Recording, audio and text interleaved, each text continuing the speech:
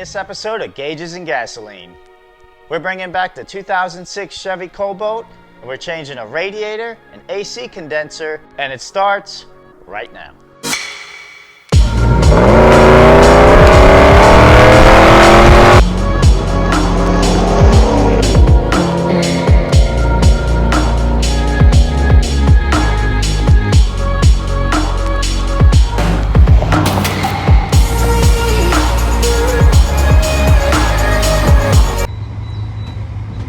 Joe Biden will never be my president.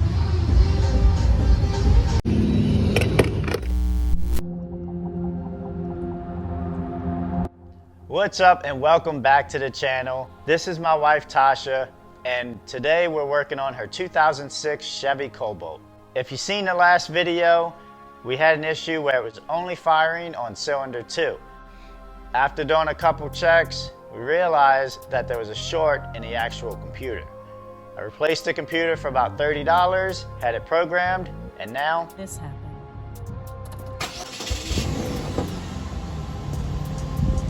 So after driving the car about a week, we noticed that the radiator was leaking. You haven't liked or subscribed yet? What are you waiting for? And also there's one more thing we never mentioned. We got new wheels.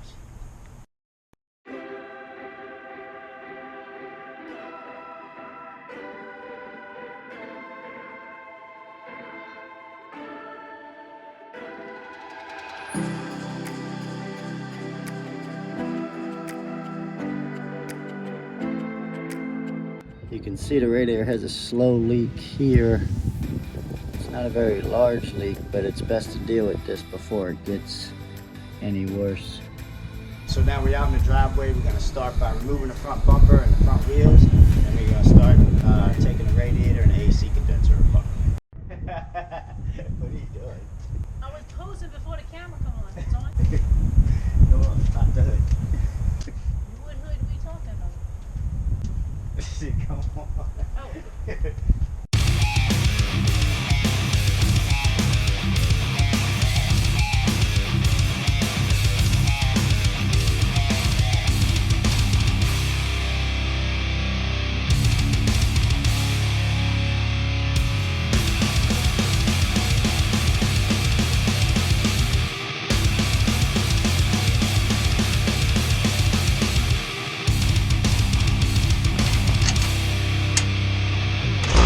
YouTube fam, if I can just have a click of your time, I want to take this opportunity to tell you about vidIQ. vidIQ gives you top keyword opportunities so you can do top search terms for your channel. It also shows you your overall performance versus your competitors. So if you want to start using vidIQ today, use my special link in the description below, vidIQ/GaugesNGasoline, to try it today for free.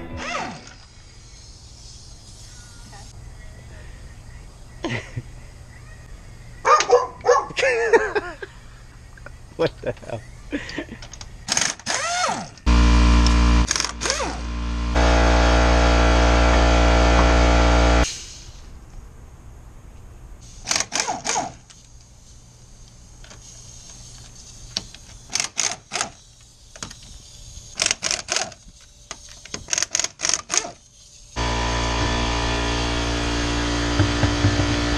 We're gonna have to remove both these fender liners first in order to access the bolts for this bumper.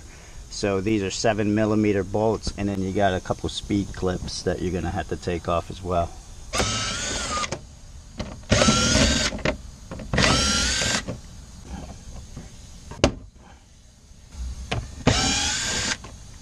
You actually have two 7mm bolts and a speed clip underneath the fender as well. So I'm actually just gonna peel this fender liner back. That way I don't break too many of these speed clips. But once you get this folded out the way, it looks like 3 10s right here. You have to take those off, and that'll separate this part of the bumper from this fender. And also under here, your 7mm are here, but you got another one that's right here. So just keep that in mind.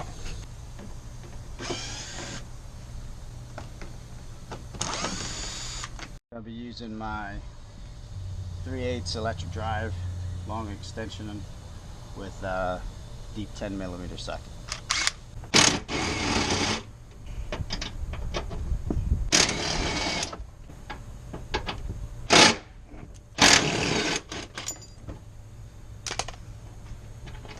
There are 2 more speed clips in the lower part of the grill here. I'm not sure if the camera's making that out, but see right there, right there. So make sure you take those out too. Gonna have to remove these speed clips up here as well. And then I think the front bumper may come off.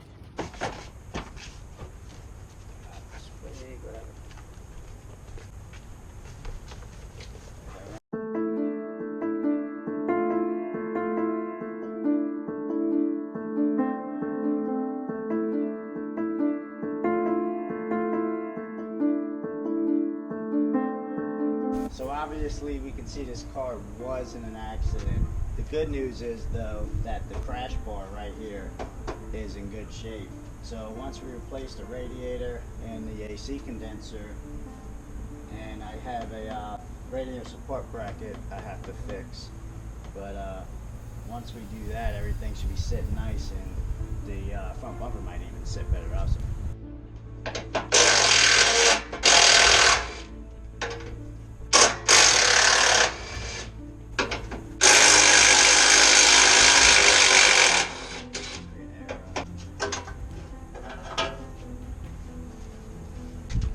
Alright, so obviously you don't have to remove this crash bar to do this repair. I just did because I have some other things I have to repair in this other area, so I just wanted to make my life a little easier. So this is that radiator support bracket I was talking about. So hopefully we can bend that back out, which I think we can. But for now we're going to start draining these fluids. So I don't see a drain plug on here. That's awesome. So I guess I'm just gonna yank one of these hoses out and let it spill all over the place. Whoa! Oh, that's a lot, Dad.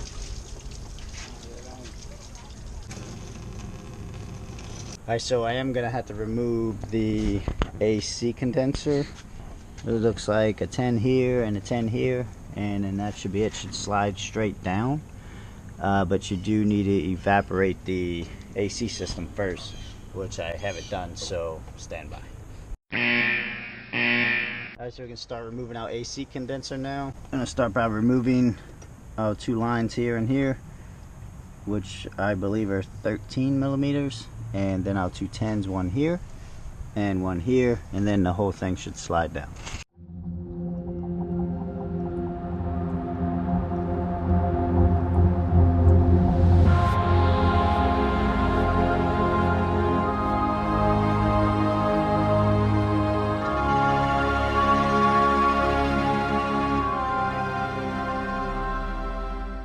And take off the air intake box too, because that way we can try to get the electric fan assembly out, and then start disconnecting the other lines and stuff from this radiator, and then get the radiator out.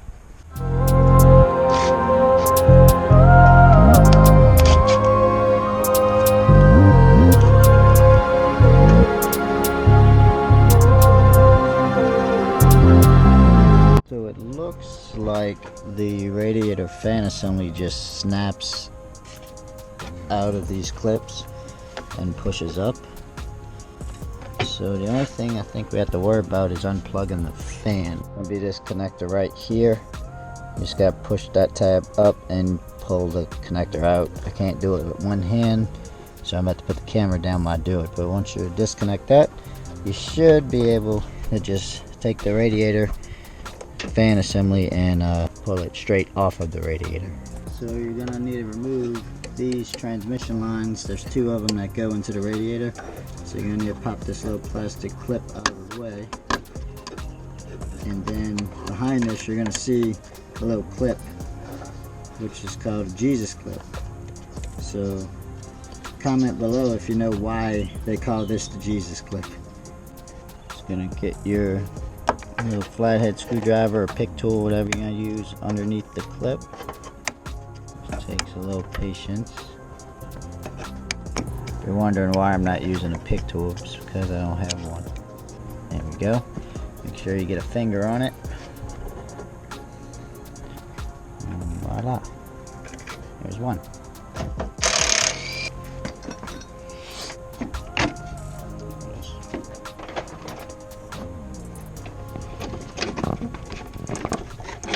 Alright, let's just leave it there. Oh look, it does have a drain plug. Wish I would have knew that earlier. Thank you.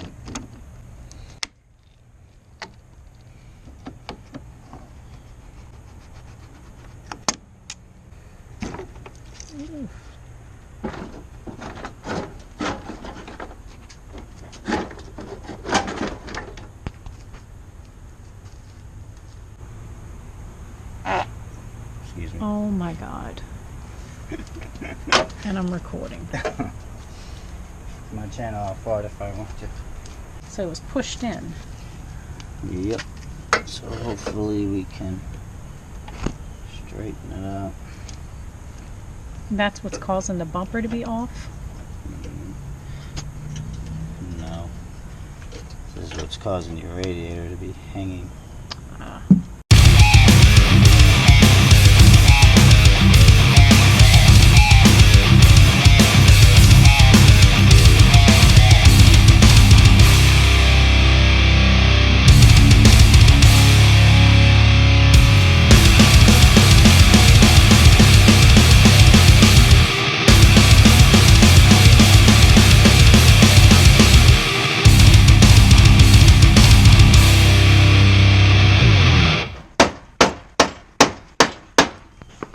He's going bad.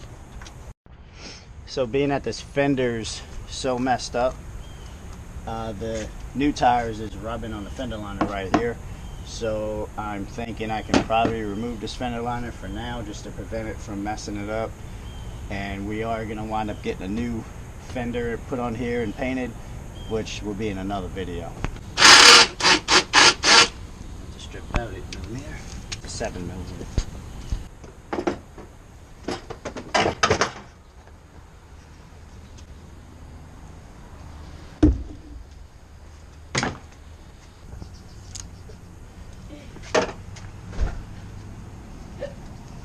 So you're just going to want to compare your new radiator to your old radiator to make sure it's right, and swap over any parts that you're not going to need.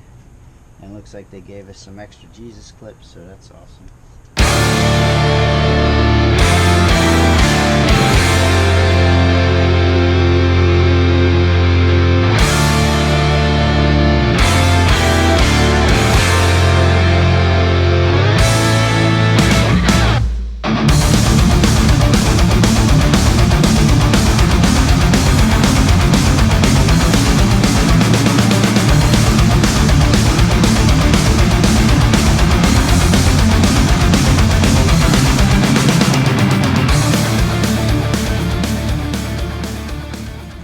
So we got the radiator installed.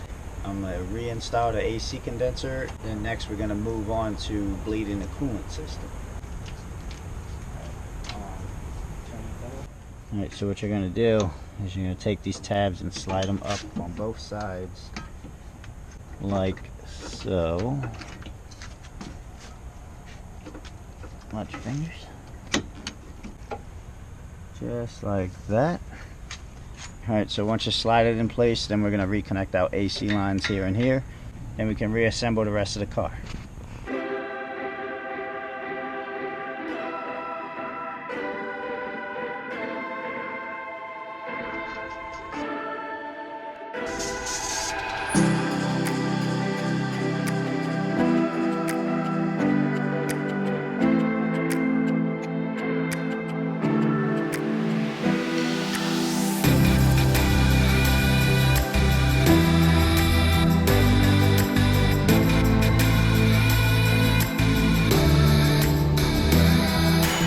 You don't actually have to remove this bracket here.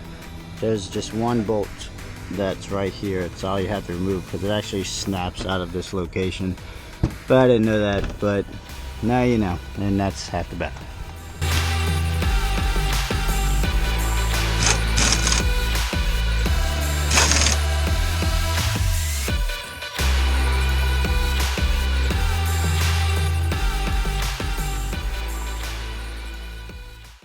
Alright, so we're going to leave the coolant system now. All you're going to do is let it run with the heater on. When you see how the air bubbles come out, turn it off. It'll probably sink down a little bit. Top it off, and then you should be good to go. Make sure your engine fans are coming on. We're going to charge the AC system now. We're just going to zap it with the AutoZone special tool. It works fine. I don't have anything to vacuum it. I'm not going to vacuum it, but I've used this many times. It's never failed me.